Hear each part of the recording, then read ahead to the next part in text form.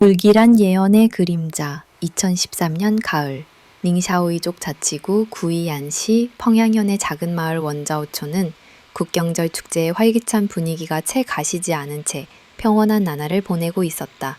그러나 이 평온함은 곧 들이닥칠 폭풍을 감추고 있는 거짓된 고요함에 불과했다. 마을 주민 이위안에게는 며칠째 계속되는 불길한 꿈 때문에 마음이 편할 날이 없었다. 매일 밤 그녀는 란두부 신의 집에서 들려오는 애끄는 비명소리에 잠을 깼다. 꿈속에서 한 늙은 점쟁이가 나타나 섬뜩한 예언을 속삭였다. 비의 날이 오고 있다. 첫 새벽을 알리는 닭 울음소리가 영원히 멈춘 날 모든 것이 끝날 것이다. 잠에서 깨어난 이위안은 식은땀을 흘리며 몸을 떨었다. 그녀는 미신을 믿지는 않았지만 꿈속의 핏빛 환상은 너무나 생생했다. 혹시 모를 불길한 마음에 그녀는 10월 14일 오후 갓 수확한 달걀을 가지고 란두구 신의 집으로 향했다. 마치 누군가에 이끌린 듯이. 란두구 신의 집은 이위안의 집에서 불과 100m 떨어진 곳에 있었다. 평소 같으면 이웃의 정을 나누는 정겨운 발걸음이었겠지만 이날만은 발걸음을 떼기가 너무나 무거웠다. 마을은 축제 분위기에 젖어 있었지만 란두부 신의 집 주변에는 기묘한 정적이 감돌았다. 한낮의 햇살 아래에서도 집은 어두운 그림자에 잠겨있는 듯했다. 이위안은 침을 꿀꺽 삼키고 란두부 신의 집 대문 앞에 섰다. 굳게 닫힌 문 틈으로 안을 들여다보았지만 아무것도 보이지 않았다. 왠지 모를 불안감에 이위안은 몇 번이고 란두부 씨와 그의 아내 타샤오치 씨의 이름을 불렀다. 그러나 대답은 돌아오지 않았다. 이위안은 용기를 내어 문을 열었다.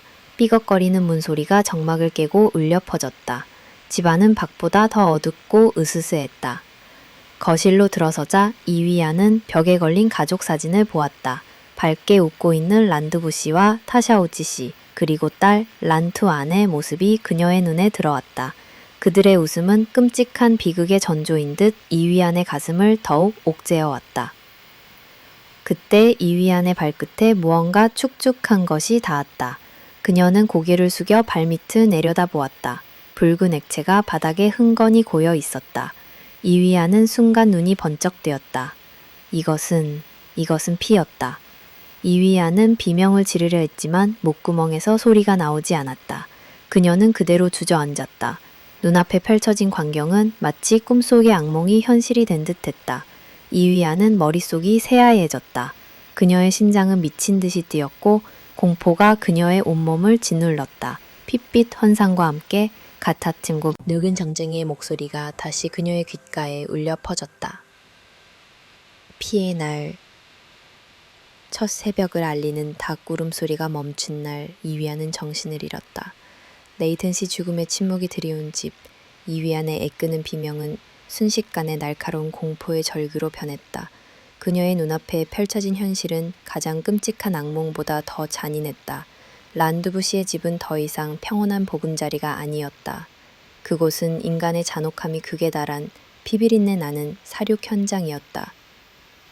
이위안이 겨우 정신을 차리고 눈을 떴을 때 가장 먼저 코를 찌른 것은 쇠 비린내였다. 짙은 피냄새는 벽지 속으로 가구 속으로 스며들어 집 전체를 끔찍한 죽음의 공간으로 만들고 있었다. 거실 바닥에는 란두부 씨와 그의 아내 타샤오치 그리고 임신 6개월의 딸 란투안의 시신이 엉켜 있었다. 그들은 모두 칼에 찔려 피를 흘리고 있었고 그들의 얼굴은 공포와 고통으로 일그러져 있었다. 특히 란투안의 배는 칼에 찢겨져 있었고 이위안은 그 속에서 희미하게 보이는 태아의 모습을 보았다. 그 모습은 이위안의 가슴을 산산이 조각냈다. 이위안은 몸을 떨며 거실을 둘러보았다. 란두부 씨의 시신은 현관문 바로 앞에 쓰러져 있었다. 오른팔과 복부, 옆구리에는 깊은 상처가 가득했다. 마치 필사적으로 저항하다가 쓰러진 것처럼 보였다. 타샤오치 씨는 해먹에 기대어 누워 있었는데 그녀의 가슴에는 치명적인 상처가 하나 있었다. 옆에 놓인 리모컨은 그녀가 편안히 TV를 보던 중에 습격을 당했음을 짐작하게 했다. 그리고 부서진 TV 화면은 그녀가 마지막으로 보았을 끔찍한 광경을 대변하는 듯했다. 이위안은 공포에 질려 더 이상 그곳에 머물 수 없었다. 그녀는 기어서 집 밖으로 나가려 했지만 복도를 따라 걸어가다 또 다른 방에서 들려오는 이상한 소리에 멈춰섰다. 그녀의 심장은 천둥처럼 울렸다. 그 소리는 마치 피가 바닥에 떨어지는 소리 같았다. 이위아는 조심스럽게 방 안을 들여다보았다. 그곳에는 난두부 씨의 부모님인 란두림 씨와 하청홍 씨가 쓰러져 있었다. 그들의 머리에는 심각한 손상이 있었고 주변에는 핏자국이 가득했다. 이위아는 그들의 몸에 있는 상처를 보았지만 그 상처들은 다른 피해자들과는 달리 깊지 않았다. 란두림 씨와 하청홍 씨는 노인이라서 범인의 손쉬운 먹잇감이 되었을 것이다. 이위아는 숨을 죽이고 다음 방으로 향했다. 그 방에는 두 아이, 란야 안과 란치펑이 침대에 나란히 누워 있었다. 그들의 몸에는 상처가 하나도 없었고 얼굴에는 미세한 혈흔조차 없었다. 마치 잠든 듯 평온한 모습이었다. 하지만 그들의 얼굴은 창백했고 몸은 차갑게 식어 있었다. 법의학자는 두 아이의 사인이 질식사라고 판단했다. 이위아는 범인이 이 어린아이들을 질식사시켰다는 사실에 경악했다. 이위아는 공포에 질려 더 이상 아무것도 볼 수 없었다. 그녀는 다시 복도로 기어나와 소리를 질렀다. 사람 살려! 살인이야! 그녀의 비명은 죽음의 침묵이 드리운 집을 울렸고 마치 이 세상의 모든 고통과 슬픔을 담고 있는 듯했다. 그녀는 겨우 몸을 가누며 마당으로 기어 나왔고 때마침 지나가던 남성이 그녀의 비명을 들었다. 남성은 이위안을 도와주었고 즉시 경찰에 신고했다. 이제 이 집은 더 이상 따뜻한 보금자리가 아니었다. 그것은 차갑고 잔혹하며 핏빛으로 물든 끔찍한 살인 현장이었다. 경찰이 도착했을 때 이 집은 이미 모든 증거를 삼켜버린 듯 묵직한 침묵에 잠겨 있었다. 이위안의 눈에는 여전히 핏빛 환상이 아른거렸고 그녀는 다시 정신을 잃었다. 텅길그란 증거와 얼어붙은 시간, 경찰 조사팀이 란두부 씨의 집에 도착했을 때 현장은 이미 기이하고 불길한 침묵에 들이닥쳐 있었다.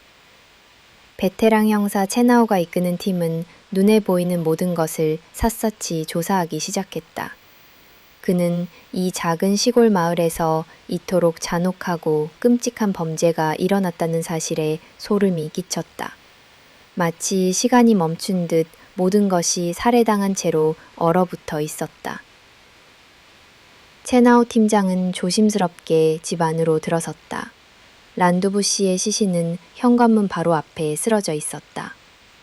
그의 굳은 표정은 마지막 순간의 고통과 공포를 생생하게 보여주고 있었다. 채나오 팀장은 시신 주변에 흩어진 혈흔을 살펴보았다. 혈흔의 모양과 방향은 범인이 여러 각도에서 란두부 씨를 공격했음을 시사했다. 특히 치명적인 복부 상처는 칼날이 깊숙이 들어갔음을 의미했고 이는 범인의 징후가 얼마나 깊었는지를 보여주는 듯했다. 란두부 씨의 오른손에는 굳게 준 핏자국이 있었다. 이는 그가 마지막 순간까지 범인과 싸웠다는 증거였다. 거실 한가운데에 놓인 해먹에 쓰러져 있는 타샤오치 씨의 시신은 더욱 끔찍했다. 그녀의 가슴에 난 상처는 심장을 관통했고 리모컨을 든 손은 여전히 공포에 질린 채 굳어 있었다. 채나오 팀장은 부서진 TV 화면을 보고 생각했다.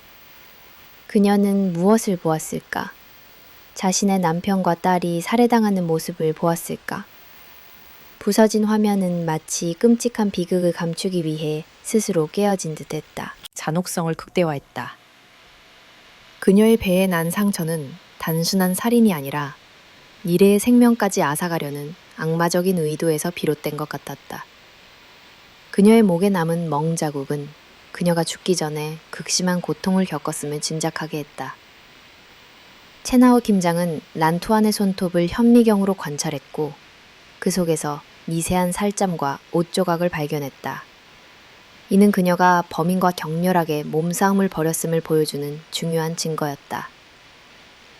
가장 충격적인 것은 란두 씨의 부모님과 두 아이의 방이었다. 노인 부부는 머리에 충격이 가해져 사망했다. 그들의 몸에는 깊은 상처가 없었지만 주변에는 피가 낭자했다. 침대 모서리에 남은 피는 노인들이 범인에게 밀려 넘어지면서 머리를 부딪혔음을 시사했다.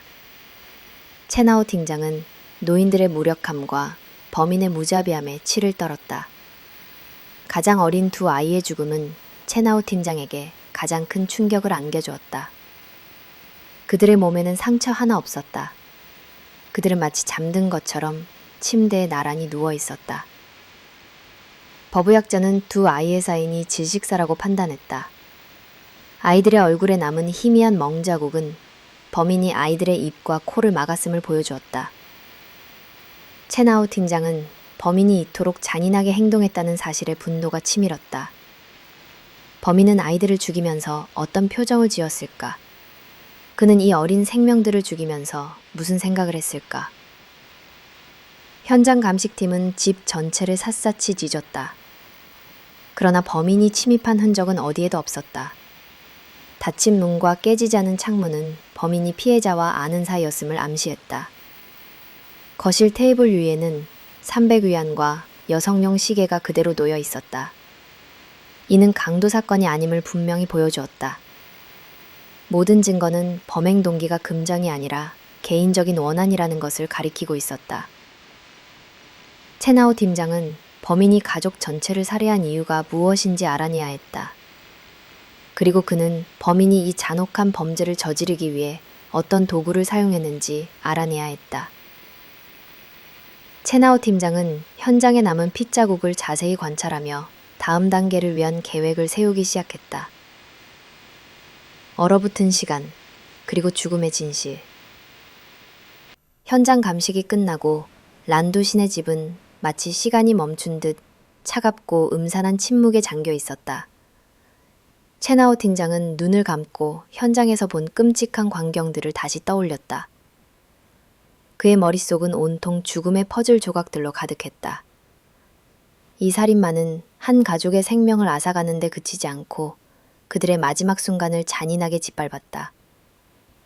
법의학자들은 늦은 밤까지 가증하며 부검을 진행하며 죽음의 진실을 파헤치기 위해 애썼다. 그들의 손길은 차가운 시신이를 오갔고 가짜의 몸에 새겨진 상처들은 사건의 전말을 무겁게 증언하고 있었다. 여론 첫 번째 희생자, 란두부. 그는 가장 먼저 공격을 당한 듯했다. 그의 오른팔에는 얕고 긴 베인 상처들이 여러 개 있었다. 이는 그가 범인의 공격을 막기 위해 필사적으로 팔을 휘둘렀음을 의미했다. 채나오 팀장은 그 모습이 마치 살아있는 방패처럼 느껴졌다. 그러나 범인의 칼날은 결국 그의 방어를 뚫고 복부에 깊숙이 박혔다. 칼날은 그의 내장을 꿰뚫었고 그는 고통 속에 쓰러졌다.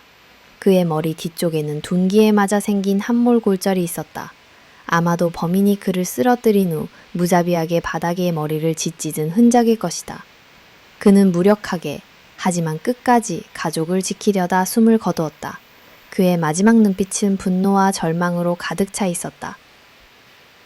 두 번째 희생자, 타샤오치. 그녀는 해먹에서 편안하게 TV를 보다가 습격을 당했다. 그녀의 몸에는 오직 하나의 상처만 있었다. 바로 심장 바로 위에 박힌 치명적인 칼자국이었다. 이 단 한 번의 공격은 범인이 얼마나 빠르고 정확하게 행동했는지를 보여주었다. 리모컨을 든 채 굳어버린 그녀의 손은 마치 그녀가 이 모든 비극을 눈앞에서 지켜보았음을 말해주는 듯했다. 채나오 팀장은 상상했다. 타샤오치 씨는 남편이 쓰러지는 것을 보았을 것이다. 그녀는 비명을 지르려 했지만 이미 범인의 칼날은 그녀의 심장으로 향하고 있었다. 그녀의 눈은 공포에 질려 있었고 그 눈에는 마지막까지 딸 란투안을 향한 절규가 담겨 있었다. 세 번째 희생자, 란투안. 그녀의 죽음은 가장 잔인하고 비극적이었다. 그녀는 임신 중이었고 범인은 그녀의 배를 무자비하게 짓밟고 칼로 찔렀다. 첸하오 팀장은 그녀의 배에 난 상처를 보고 분노를 금할 수 없었다. 이건 단순한 살인이 아니라 복수야. 가장 잔인하고 무자비한 복수. 그녀의 몸에는 칼자국 외에도 여러 개의 멍자국이 있었는데 마치 몽둥이나 채찍으로 맞은 흔적 같았다. 그녀는 극심한 고통 속에서 죽어갔을 것이다. 란투안의 손톱 밑에서는 범인의 DNA가 발견되었다. 이는 그녀가 마지막 순간까지 범인과 몸싸움을 벌였음을 의미했다. 그녀의 눈빛은 공포와 함께 아이를 지키려는 처절한 모성애로 가득했다. 네 번째, 다섯 번째 희생자, 란두린과 하청옥. 두 노인은 평화로운 잠을 자다가 봉변을 당했다. 그들의 몸에는 깊은 칼자국이 없었다. 대신 그들의 머리에는 강한 충격으로 인한 골절이 있었다. 범인은 이 노인들에게도 자비를 베풀지 않았다. 그는 그들을 침대에서 끌어내려 바닥에 쓰러뜨린 후 머리를 짓밟았을 것이다. 채나오 팀장은 노인들의 무력한 모습에 깊은 슬픔을 느꼈다. 그들은 범인에게 저항할 힘조차 없었을 것이다. 마지막 희생자, 란야안과 란치펑. 이 두 아이의 죽음은 채나오 팀장의 가슴을 가장 아프게 했다. 그들의 몸에는 상처 하나 없었다. 그들은 마치 잠든 듯 평온하게 침대에 누워 있었다. 법의학자는 그들의 사인이 질식사라고 판단했다. 범인은 두 아이의 입과 코를 막아 숨통을 끊었다. 그들의 작은 얼굴은 마지막 순간까지 평온했고 이는 범인이 그들을 잠든 채로 죽였다는 것을 의미했다. 채나오 팀장은 분노와 슬픔에 눈을 감았다. 이 작은 생명들에게조차 자비를 베풀지 않은 살인마의 잔혹함에 그는 치를 떨었다. 부검 결과 모든 희생자들의 사망 시각은 거의 비슷했다. 밤 10시에서 자정 사이. 이 한두 시간 동안 이 집에서는 끔찍한 사륙극이 벌어졌던 것이다. 채나오 팀장은 이 사건이 단순한 살인이 아니라 철저한 계획하에 이루어진 복수극임을 확신했다. 그리고 그는 이 잔혹한 복수극의 배후에 숨겨진 진실을 밝혀내기로 결심했다. 두 얼굴의 남자, 그리고 완벽한 알리바이. 란두부 씨 일가족의 끔찍한 죽음 뒤에 숨겨진 진실을 파헤치기 위해 채나오 팀장은 가장 먼저 피해자들과 깊은 관계가 있는 인물을 찾기 시작했다. 그리고 모든 증거는 란투안의 남편인 마웨이둥을 가리키고 있었다. 이웃 주민들의 증언에 따르면 마웨이둥과 란투안 부부는 사건 당해 격렬하게 다투었다고 했다. 심지어 란투안은 경찰에 신고까지 했으며 결국 집을 떠나 친정으로 돌아갔다고 했다. 이는 마웨이둥이 범행 동기를 가질 만한 충분한 이유가 있다는 것을 의미했다. 채나오 팀장은 곧바로 마웨이둥의 집으로 향했다. 오후 10시, 마웨이둥은 이불을 뒤집어 쓰고 침대에 누워 있었다. 이 더운 날씨에 이불을 덮고 있는 모습이 기이하게 느껴졌다. 마웨이둥 씨, 란 씨 가족에게 큰일이 생겼습니다. 왜 여기에 누워 있습니까? 채나오 팀장은 날카로운 목소리로 물었다. 이불을 걷어낸 마웨이둥의 얼굴은 창백했고 그의 눈빛은 멍한 상태였다. 그는 채나오 팀장의 말을 이해하지 못하는 듯했다. 란 씨 가족이요? 무슨 일입니까? 그는 마치 세상과 단절된 사람처럼 보였다. 채나오 팀장이 란투안과 가족들이 살해당했다는 사실을 전하자 마웨이둥은 충격에 휩싸였다. 그의 얼굴은 순식간에 하얗게 질렸고 그는 자리에서 일어나려다 힘없이 쓰러졌다. 그의 반응은 너무나 자연스러웠고 채나오 팀장은 그가 정말로 사건에 대해 전혀 모른다고 생각하기 시작했다. 마웨이둥은 자신의 알리바이를 제시했다. 저는 어제 저녁 하고시부터 다음날 새벽 4시까지 공장에서 야간 근무를 했습니다. 동료들과 함께 일했고 퇴근할 때도 동료들과 같이 왔습니다. 그는 자신이 일한 공장의 주소를 정확하게 말했다. 채나오 팀장은 즉시 공장으로 가서 마웨이둥의 진술을 확인했다. 공장 관리자와 동료들은 마웨이둥이 밤새 일했다는 것을 확인해 주었다. 그들은 그가 피곤해 보였지만 끝까지 일을 마쳤다고 말했다. 마웨이둥의 알리바이는 완벽해 보였다. 그는 용의자 명단에서 제외되었다.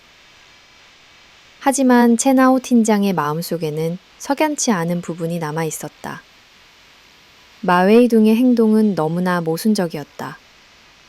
그는 아내가 죽었다는 소식에 충격을 받았지만 그 후의 행동은 너무나 차분했다. 그는 가족을 잃은 슬픔보다 자신의 무고함을 증명하는 데 더 집중하는 것처럼 보였다. 마웨이둥은 정말로 결백한가? 채나오 팀장은 의문을 품었다. 그는 이 사건이 단순한 살인 사건이 아니라는 것을 직감적으로 느끼고 있었다. 채나오 팀장은 마웨이둥의 주변 인물을 더 깊이 조사하기 시작했다. 그리고 그 과정에서 마웨이둥과 난두부 씨의 가족 사이에 깊은 원한이 있었다는 사실을 알게 되었다. 난두부 씨는 사위 마웨이둥이 자신들의 딸을 학대한다고 생각했고 여러 번 마웨이둥에게 경고했다. 이웃 주민 이리아는 마웨이둥이 란투안에게 폭력을 행사하는 것을 여러 번 보았다고 증언했다. 이 모든 증거들은 마웨이둥을 다시 용의선상에 올려놓았다. 채나오 팀장은 마웨이둥의 완벽한 알리바이가 누군가에 의해 조작되었을 수도 있다고 생각했다. 그는 마웨이둥의 모든 행동을 다시 분석하기 시작했다. 그의 머릿속은 복잡한 퍼즐 조각들로 가득 찼다. 이 퍼즐을 맞추기 전까지 그는 잠들 수 없었다. 침묵하는 용의자, 미궁 속으로. 마웨이둥의 알리바이가 너무나 완벽했기 때문에 채나오 팀장은 수사망을 넓히기로 결정했다. 그는 난두부 씨네 가족과 갈등을 겪었던 또 다른 인물, 곽희룡을 용의선상에 올렸다. 곽희룡은 난두부 씨와 땅 문제로 심한 다툼을 벌였던 인물이다. 마을 잔치가 벌어진 날 밤, 그는 평소와 달리 갑자기 자리를 뜨면서 의심스러운 행동을 보였다.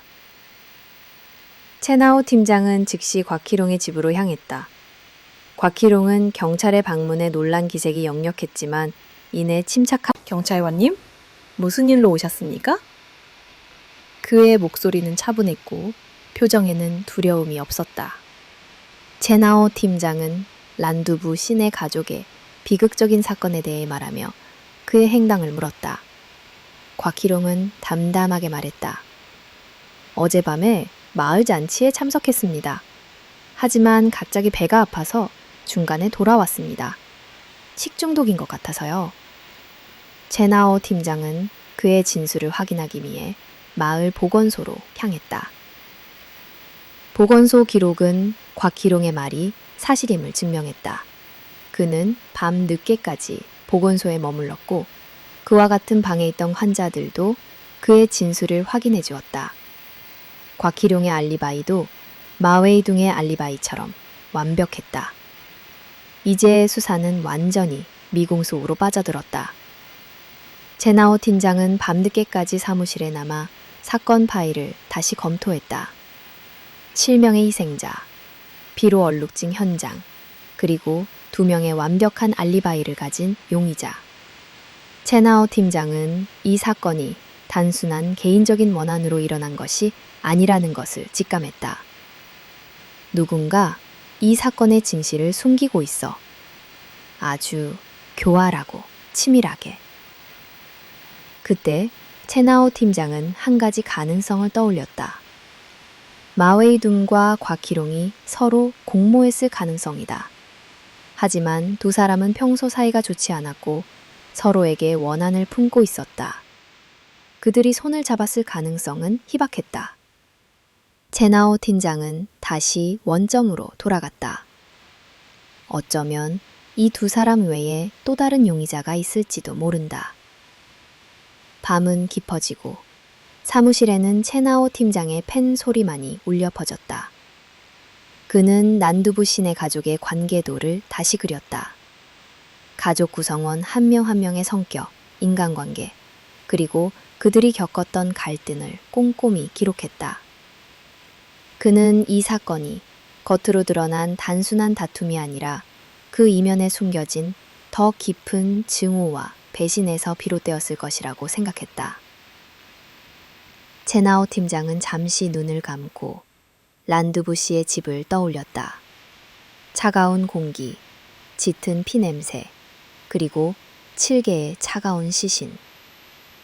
그는 이 사건의 진실을 밝혀내기 위해 모든 것을 걸기로 결심했다. 그리고 그는 이 끔찍한 비극의 배후에 숨겨진 악마를 잡을 때까지 결코 포기하지 않을 것이다. 수사가 난항을 겪는 동안 채나오 팀장은 잠복 수사관들을 원자오촌에 파견해 마을 주민들의 동태를 낱낱이 파악하도록 지시했다. 그는 범인이 현장 근처에 숨어 있을 가능성을 배제하지 않았다. 며칠 후 한 수사관으로부터 충격적인 보고가 들어왔다. 팀장님, 마웨이둥이 수상합니다. 따르면 마웨이둥은 며칠 전 란두부 씨의 집 앞에서 슬픔에 잠긴 채 오열하고 있었다고 한다. 가족을 잃은 슬픔에 몸부림치는 그의 모습은 누가 봐도 비통해 보였다. 그러나 불과 몇 시간 후 그를 목격한 다른 수사관의 보고는 전혀 달랐다. 마웨이둥은 마을 사람들과 함께 모여 담소를 나누며 얼굴에 웃음꽃을 피우고 있었다. 그의 웃음소리는 너무나 활기차고 평온해서 마치 아무 일도 없었던 것처럼 보였다. 채나오 팀장은 이 보고를 듣고 미간을 찌푸렸다. 가족을 잃은 사람이 어떻게 저렇게 행동할 수 있지? 그는 마웨이둥의 행동이 심각하게 의심스러웠다. 그는 즉시 마웨이둥이 모여있는 곳으로 직접 향했다. 마웨이둥은 친구들과 함께 즐겁게 이야기를 나누고 있었다. 채나오 팀장은 그에게 다가가 정중하게 물었다. 마웨이둥 씨, 가족의 비극적인 사건에도 불구하고 어떻게 그렇게 밝게 웃을 수 있습니까? 마웨이둥은 채나오 팀장의 질문에 어리둥절한 표정을 지었다.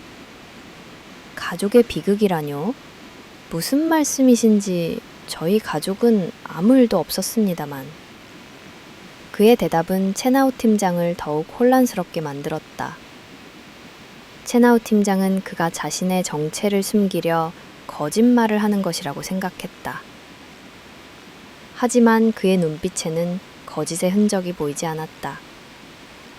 채나오 팀장은 그를 더 추궁했고 마침내 충격적인 사실을 알게 되었다. 이 남자는 마웨이둥이 아니라 그의 쌍둥이 동생 마웨이 씨였다. 마웨이 씨는 형 마웨이둥과 너무나 똑같이 생겨서 마을 주민들조차 그들을 구별하기 어려웠다. 마웨이 씨는 자신이 교대 근무를 하는 공장에서 일하고 있다고 말했다. 그러나 그의 대답에는 미묘한 망설임이 섞여 있었다. 채나오 팀장은 직감적으로 마웨이 씨가 무언가를 숨기고 있다는 것을 느꼈다. 그는 마웨이 씨를 더 이상 추궁하지 않았다. 대신 그는 마웨이둥의 집으로 다시 돌아갔다. 마웨이둥은 여전히 침대에 누워 있었다. 마웨이둥 씨, 공장 일이 꽤 바쁜가 보군요. 그런데 왜 공장에 나가지 않습니까? 채나오 팀장은 떠보듯 질문했다. 마웨이둥은 이불을 들추며 대답했다. 공장이요? 저는 공장에서 일하지 않습니다. 저는 양을 기릅니다. 그의 대답은 채나오 팀장을 더욱 확신하게 만들었다. 마웨이둥이 스스로 자신의 알리바이를 무너뜨린 것이다. 마웨이둥은 뒤늦게 자신의 실수를 깨달았다. 그는 당황하며 말을 더듬었다. 그게 공장은 임시직이었고 제 본업은 양을 기르는 것입니다. 그러나 이미 마웨이둥과 마웨이 씨, 두 쌍둥이 형제에게 초점을 맞춰 재수사를 진행하기 시작했다. 그리고 그 과정에서 마웨이 씨가 과거에 절도죄로 1년간 복역했다는 사실을 알게 되었다. 그의 전과 기록은 그가 형의 신분을 도용해 공장에 취직했음을 의미했다. 채나오 팀장은 이 사건이 단순한 살인사건이 아니라 치밀하게 계획된 범행임을 확신했다. 그리고 그는 이 모든 진실을 밝혀내기 위해 두 쌍둥이 형제의 비밀을 파헤치기로 결심했다. 가면지에 숨겨진 악마의 얼굴. 마웨이 씨가 형의 신분으로 공장에 취직했다는 결정적인 증거를 확보한 채나오 팀장은 더 이상 망설일 필요가 없었다. 그는 즉시 마웨이 씨를 체포해 경찰서로 연행했다. 취조실의 차가운 공기는 마웨이 씨의 심장을 죄어왔다. 채나오 팀장은 그의 앞에 앉아 부드러우면서도 단호한 목소리로 말했다. 마웨이 씨, 공장에서 교대 근무를 하는 사람은 당신입니다. 그리고 어젯밤 란씨 가족을 살해한 사람은 바로 당신의 쌍둥이 형제 마웨이둥입니다. 당신의 알리바이, 형의 알리바이, 이 모든 것은 당신과 당신의 아버지가 함께 꾸민 거짓말입니다. 마웨이 씨의 얼굴은 하얗게 질렸다. 그의 눈은 동요했고 입술은 파르르 떨렸다. 그는 자신의 연기가 완벽하다고 생각했지만 채나오 팀장의 날카로운 통찰력은 그들의 모든 속임수를 꿰뚫고 있었다. 채나오 팀장은 마웨이 씨에게 30분의 시간을 주며 모든 진실을 털어놓으라고 말했다. 만약 당신이 계속 거짓말을 한다면 당신은 형을 숨겨준 죄로 다시 감옥에 가게 될 것입니다. 당신의 형은 이미 끝났지만 당신은 아직 기회가 있습니다. 30분이 지나고 마웨이 씨는 모든 것을 체념한 듯 깊은 한숨을 내쉬었다. 그의 목소리는 덜덜 떨렸지만 그는 자신이 알고 있는 모든 것을 털어놓기 시작했다. 맞습니다. 제가 공장에서 일했습니다. 제 형은 란씨 가족을 살해했습니다. 저는 형이 살인자라는 것을 알고 있었습니다. 그의 고백은 끔찍한 진실을 드러냈다. 사건이 일어난 날 밤 마웨이둥은 란씨 가족을 살해한 후 피범벅이 된 채 집으로 돌아왔다. 그의 손은 피로 물들어 있었고 그의 눈은 광기로 빛나고 있었다. 그는 아버지와 동생에게 자신이 란씨 가족을 모두 죽였다고 말했다. 아버지 마평 씨는 충격을 받았지만 아들을 감옥에 보낼 수는 없다고 생각했다. 그래서 그는 마웨이 씨와 함께 완벽한 알리바이 계획을 세웠다. 마웨이 씨가 공장에 가서 야간 근무를 하는 동안 마웨이 둥은 집에서 아픈 척을 하셨다. 두 쌍둥이 형제가 너무나 닮았기 때문에 이 계획은 성공할 가능성이 높았다. 그들은 경찰이 마웨이 둥이 공장에서 일한 것으로 착각할 것이라고 생각했다. 그들의 계획은 완벽하게 맞아떨어지는 듯했다. 그러나 채나오 팀장은 두 쌍둥이의 미묘한 차이를 알아차렸고 그들의 거짓말을 꿰뚫었다. 마웨이 씨의 진술을 들은 채나오 팀장은 즉시 마웨이 둥을 체포하기 위해 병력들을 파견했다. 마웨이 둥은 자신의 범행이 모두 드러났다는 사실에 놀라지 않았다. 오히려 그는 채나오 팀장을 보며 미소를 지었다. 그들에게는 죽음이 마땅합니다. 그의 대답은 채나오 팀장의 심장을 차갑게 만들었다. 그는 이 남자에게서 아무런 죄책감도 느끼지 못했다. 마웨이 씨가 취조실에 나타나 형에게 모든 것을 자백하라고 설득하자 마웨이 둥의 얼굴은 분노와 좌절로 예그러졌다. 그는 결국 모든 것을 포기한 듯 깊은 한숨을 내쉬며 자신의 끔찍한 범행 동기와 과정을 털어놓기 시작했다.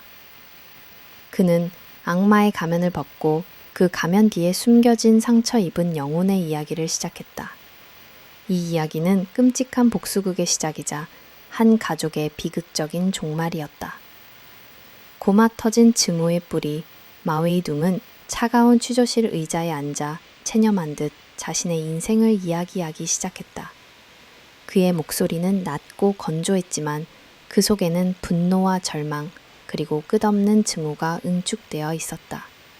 그의 이야기는 단순한 살인범의 자백이 아니라 고마 터진 한 인간의 영혼이 겪은 고통의 기록이었다. 저는 1989년 원자 오촌에서 태어났습니다. 가난한 마을이었죠. 1년에 겨우 4,200위안을 벌었습니다. 동생과 저는 일찍 학교를 그만두고 일터에 나가야 했습니다. 저는 군대에 입대했습니다. 돈을 벌고 싶어서가 아니었습니다. 저는 제 자신을 증명하고 싶었습니다. 가난하다고 해서 무능한 게 아니라는 것을 증명하고 싶었습니다. 군복무를 마치고 돌아온 그는 탄광에서 일하기 시작했다. 힘든 일이었지만 그는 희망을 잃지 않았다. 그는 돈을 모아 작은 집을 샀다. 그의 삶은 조금씩 나아지는 것 같았다. 그때 란투안이 그의 삶에 나타났다. 어릴 적부터 그를 무시하던 란투안은 그가 돈을 벌자 갑자기 태도를 바꾸었다. 난투아는 마웨이둥과 결혼하기 위해 대학까지 포기했다. 마웨이둥은 그녀가 자신을 진심으로 사랑한다고 믿었다. 그는 행복했다. 짧았지만 그에게는 꿈 같은 시간이었다. 행복은 2년밖에 지속되지 않았습니다. 마웨이둥의 목소리는 더욱 차갑게 가라앉았다. 난투 사치스러웠습니다. 가난한 집에서 자란 주제에 명품 가방과 옷에 집착했습니다. 제가 밤낮으로 탄광해서 힘들게 번 돈은 그녀의 사치스러운 생활을 감당하기에 턱없이 부족했습니다. 저는 새 옷 한 벌 사지 못하고 낡은 작업복만 입고 다녔는데 그녀의 옷장은 명품으로 가득 차 있었습니다. 그의 절망은 가족 전체로 번졌다. 난투아는 마웨이둥의 부모님을 무시했고 심지어 그의 아버지가 병원에 입원했을 때도 돈을 훔쳐 친정으로 가져갔다. 마웨이둥은 아내에게 돌아와 아버지의 병원비를 달라고 간청했다. 그러나 란투아는 단호하게 거절했다. 그 돈은 우리 부모님이 더 필요해. 당신은 우리 가족을 망치고 있어. 마웨이둥은 그때 처음으로 분노를 느꼈다. 그는 아내와 심하게 다투었고 난투아는 친정으로 도망갔다. 난투부 씨는 사위를 찾아와 폭언을 퍼부었다. 내 딸의 인생을 망쳤어. 너 같은 무능한 놈은 우리 딸과 살 자격이 없어. 난투부 씨의 말은 마웨이둥의 가슴에 비수처럼 박혔다. 그는 자신의 모든 노력이, 모든 희생이 무시당하는 기분이었다. 그들은 저를 사람 취급하지 않았습니다. 마웨이둥은 이를 악물고 말했다. 그들은 제가 가족을 위해 양을 기르겠다고 했을 때도 비웃었습니다. 그들은 제가 밤낮으로 일하는 것을 보지 못했고 오직 돈만 보았습니다. 저는 그들의 돈벌이 수단에 불과했습니다. 사건 당일 난투아는 마웨이둥에게 다시 모욕을 주었다. 그녀는 남편의 돈을 훔쳐 친정으로 도망갔다. 마웨이둥은 마지막 희망을 걸고 아내를 찾아갔다. 제발 돌아와. 우리 같이 살자. 우리 아이를 생각해서라도. 그러나 란투아는 그의 애원을 비웃었다. 당신 같은 무능한 사람과 살 수 없어. 나는 이혼할 거야. 그녀의 말은 마웨이둥의 마지막 이성을 끊어놓았다. 저는 더 이상 참을 수 없었습니다. 마웨이둥은 눈물을 흘리며 말했다. 제 모든 것이 무너지는 것 같았습니다. 제가 사랑했던 사람들은 저를 배신했습니다. 저는 그들에게 제가 얼마나 무서운 사람인지 보여주고 싶었습니다. 제가 더 이상 그들의 장난감이 아니라는 것을 보여주고 싶었습니다. 그의 목소리는 절규로 변했다. 그들은 저를 모욕했습니다. 제 노력을 짓밟았습니다. 제 아버지의 생명을 경시했습니다. 그들에게는 죽음이 마땅합니다. 그의 눈은 핏발이 서 있었고 그 안에는 더 이상 슬픔이나 후회가 없었다. 오직 차가운 분노와 만족만이 가득했다. 그의 이야기는 한 남자의 절망이 어떻게 끔찍한 증오로 변해갔는지를 보여주었다. 그의 내면에는 괴물이 숨어 있었고 그 괴물은 난투한 가족의 모욕을 통해 깨어났다. 분노의 폭발 그리고 마지막 경고, 마웨이둥의 목소리는 분노로 떨렸다. 그는 자신의 삶을 짓밟은 가족에 대한 증오를 쏟아냈다. 이야기는 그날 오후 끔찍한 비극이 시작된 결정적인 순간으로 거슬러 올라갔다. 2013년 10월 14일 집으로 돌아온 마웨이둥은 충격적인 광경을 목격했다. 2살배기 딸이 우유를 쏟아 바닥이 엉망이 되었는데도 아내 란투아는 화장 거울 앞에서 머리를 매만지고 있었다. 마웨이둥의 분노가 폭발했다. 당신은 도대체 뭘 하는 거야? 아이는 내팽개치고 하루 종일 꾸미기만 해? 란투아는 그를 비웃었다. 당신이 돈을 제대로 벌었으면 내가 이 고생을 할 필요도 없잖아. 당신 같은 무능한 남자는 필요 없어. 그녀의 말은 마웨이둥의 심장을 찢어 놓았다. 그는 이성을 잃고 란투안의 뺨을 때렸다. 란투안은 울부짖으며 친정으로 전화를 걸어 엄마 아빠 이 남자가 나를 때렸어. 당장 와서 나를 데려가줘 라고 소리쳤다. 잠시 후 란투부 씨와 타샤오치 씨가 격분한 채 마웨이둥의 집으로 들이닥쳤다. 그들은 마웨이둥에게 온갖 욕설을 퍼부었다. 네가 감히 우리 귀한 딸에게 손을 대? 너 같은 놈은 우리 딸과 살 자격이 없어. 란두부 씨는 경찰에 신고까지 했다. 경찰관이 도착했을 때 란투아는 울면서 자신의 물건을 챙기고 있었다. 난 더 이상 이 남자와 못 살아. 이혼할 거야. 그녀는 짐을 챙기면서 마웨이둥의 지갑에서 10,000량과 은행 카드를 챙겨 친정으로 떠났다. 마웨이둥은 무력하게 소파에 앉아 그녀의 뒷모습을 지켜보았다. 그의 심장은 고통과 분노로 타들어갔다. 저녁 3시, 어머니가 차려준 라면을 허겁지겁 먹은 마웨이둥은 오토바이를 타고 집을 나섰다. 어머니 잠깐 나갔다 올게요. 그의 목소리는 평온했지만 그의 눈은 차가운 증오로 불타오르고 있었다. 그는 난두부 씨네 집으로 향하는 길에 자신이 직접 만든 칼을 챙겼다. 칼날은 날카롭게 베려져 있었고 마치 란투안 가족의 피를 갈망하는 듯했다. 밤 청이시, 마웨이둥은 난두부 씨의 집 앞에 도착했다. 집 안에서는 희미한 불빛이 새어나오고 있었고 TV 소리가 들려왔다. 그는 차가운 미소를 지으며 집 안으로 들어섰다. 란두부 씨와 타샤오치 씨, 그리고 란투아는 그가 올 것이라고는 상상도 못했을 것이다. 그들은 마웨이둥을 보고 놀랐지만 곧바로 경멸의 눈빛을 보냈다. 네가 왜 여기 왔어? 우리 딸 인생 망쳐놓고는 아직도 정신을 못 차렸군. 란두부 씨는 낫을 들고 마웨이둥에게 다가섰다. 마웨이둥은 아무 말 없이 란두부 씨를 바라보았다. 그의 눈빛은 차갑고 무감각했다. 그 순간 마웨이둥은 주머니에서 칼을 꺼내 난두부 씨를 향해 휘둘렀다. 난두부 씨는 비명을 지를 틈도 없이 쓰러졌다. 이게 내가 가진 분노의 힘이다. 마웨이둥은 난두부 씨를 내려다보며 속삭였다. 그의 눈은 광기로 빛나고 있었다. 너희들은 내게 모욕을 주었지만 이제 나는 너희들에게 내가 어떤 존재인지 보여줄 것이다. 그의 목소리는 악마의 속삭임처럼 들렸다. 그는 란두부 씨를 찌른 후 타샤우치 씨와 란투안을 향해 돌아섰다.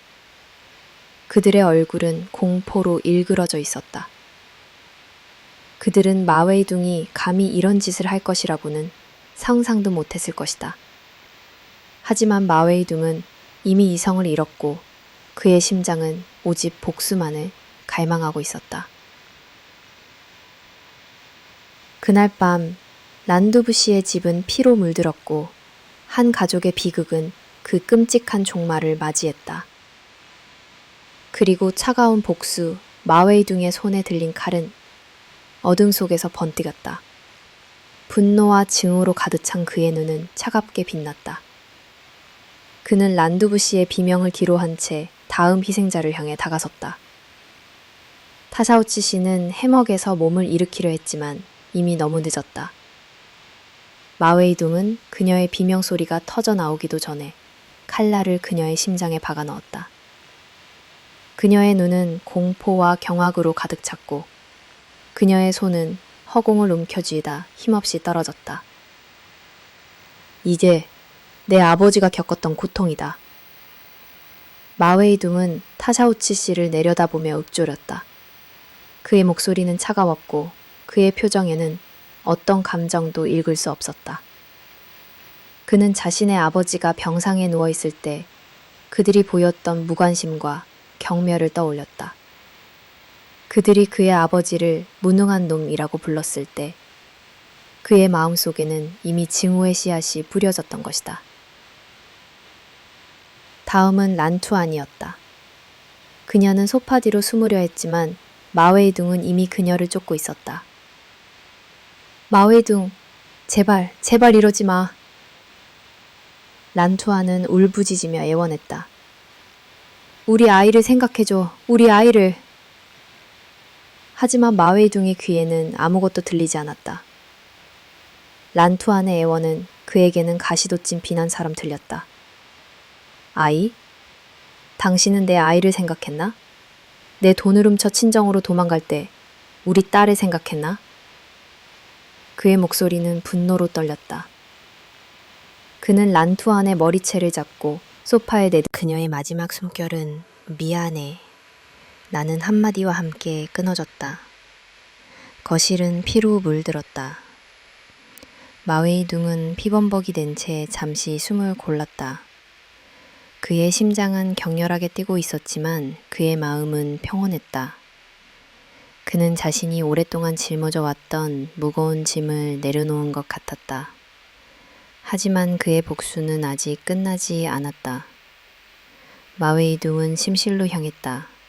문을 열자 난두부 씨의 부모님인 난두림 씨와 하청홍 씨가 깊은 잠에 빠져 있었다. 마웨이둥은 그들을 보고 잠시 망설였다. 그들은 그에게 직접적인 해를 가하지는 않았지만 그들은 난투한 가족의 일원이었다.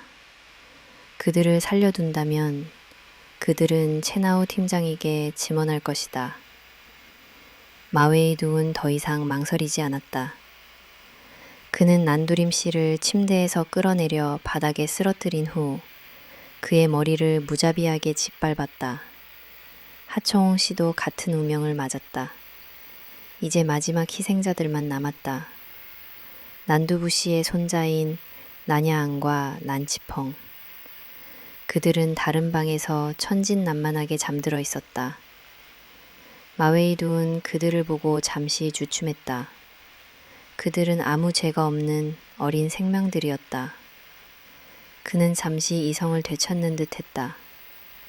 하지만 곧바로 란두부 씨의 큰아들, 즉 아이들의 아버지가 자신에게 빚진 돈을 갚지 않았다는 사실이 떠올랐다. 분노가 그의 이성을 다시 지배했다. 너희들은 아무 죄가 없지만 너희 아버지가 죄인이다. 그는 아이들에게 다가가 뱃개로 그들의 입과 코를 막았다. 아이들은 꿈속에서 무슨 일이 벌어지는지도 모른 채 조용히 숨을 멈추었다. 마웨이둥은 아이들이 죽은 것을 확인한 후 그들의 작은 몸을 침대에 가지런히 눕혔다. 그는 마치 아무 일도 없었다는 듯이 조용히 집을 떠났다. 그가 떠난 후 난두부 씨네 집은 죽음의 침묵 속에 잠겨 있었다. 그날 밤 복수는 완성되었고 한 가족의 비극은 끔찍한 종말을 맞이했다. 죄인의 눈물 그리고 법의 심판. 마웨이둥의 자백이 끝났을 때 취조실은 무거운 침묵에 휩싸였다. 채나오 팀장은 그의 이야기를 들으며 더 이상 그를 단순한 살인범으로만 볼 수 없었다. 그는 한 인간의 절망과 분노가 어떻게 괴물로 변해가는지를 목격했다. 하지만 동정은 잠시였다. 마웨이둥의 손에 죽어간 7명의 무고한 희생자들, 특히 아무것도 모르는 두 아이의 죽음은 어떤 이유로도 정당화될 수 없었다. 마웨이둥은 자신의 범행을 마지막 질문에 던졌다. 당신은 후회하지 않습니까? 당신의 손에 죽은 아이들을 생각하면 죄책감을 느끼지 않습니까? 마웨이둥은 잠시 침묵했다. 그의 눈에 처음으로 미세한 동요가 일었다. 그는 천천히 고개를 들고 채나오 팀장을 응시했다. 후회요? 제가 왜 후회해야 합니까? 그들은 저를 인간 이하로 취급했습니다. 제 모든 것을 빼앗았고 제 자존심을 짓밟았습니다. 그들에게는 죽음이 마땅했습니다. 그의 목소리는 다시 차갑고 단호해졌다. 하지만 그의 눈에는 알 수 없는 슬픔의 그림자가 드리워져 있었다. 그 슬픔은 난투한 가족을 향한 것이 아니라 모든 것을 잃어버린 자신의 비극적인 삶을 향한 것이었다.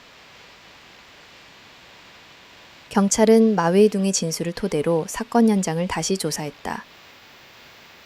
그는 자신이 범행에 사용한 칼의 위치를 정확하게 진술했다. 그 칼은 마웨이둥의 집안에 대대로 내려오던 것으로 그는 양을 잡을 때 사용한다고 주장했다. 그의 아버지 마평 씨는 아들이 칼을 갈고 있었지만 양을 잡기 위한 것이라고 생각해 대수롭지 않게 여겼다고 증언했다. 이 칼은 마웨이둥의 범행을 증명하는 결정적인 증거가 되었다. 이제 모든 퍼즐 조각이 맞춰졌다. 마웨이둥의 범행 동기, 방법, 그리고 그가 저지른 모든 잔혹한 행위들이 명확하게 드러났다. 2014년 3월 21일 구이안시 펑양현 인민법원에서는 마웨이둥에 대한 재판이 열렸다.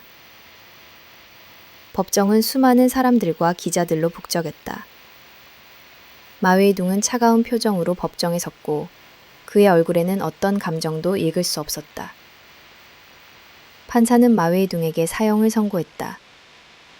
판결문이 낭독될 때 마웨이둥은 눈을 감았다. 그의 얼굴은 여전히 무표정했지만 그의 심장은 고요한 슬픔으로 가득 찼을 것이다. 그는 결국 자신의 모든 것을 잃었다. 사랑했던 아내, 가족, 그리고 자신의 삶까지. 그는 복수를 통해 모든 것을 파괴했고 그 결과 자신 또한 파멸의 길을 걷게 되었다. 이 사건은 단순한 살인사건이 아니었다. 그것은 돈과 이해 부족, 그리고 가족 간의 소통 부재가 빚어낸 끔찍한 비극이었다. 마웨이둥의 내면에 심겨져 있던 분노와 증오가 난투한 가족의 경멸과 모욕을 만나 폭발했고 그 결과 한 가족의 모든 생명이 무참히 짓밟혔다. 이 사건은 우리에게 묻고 있다. 과연 우리는 서로를 얼마나 이해하고 있는가?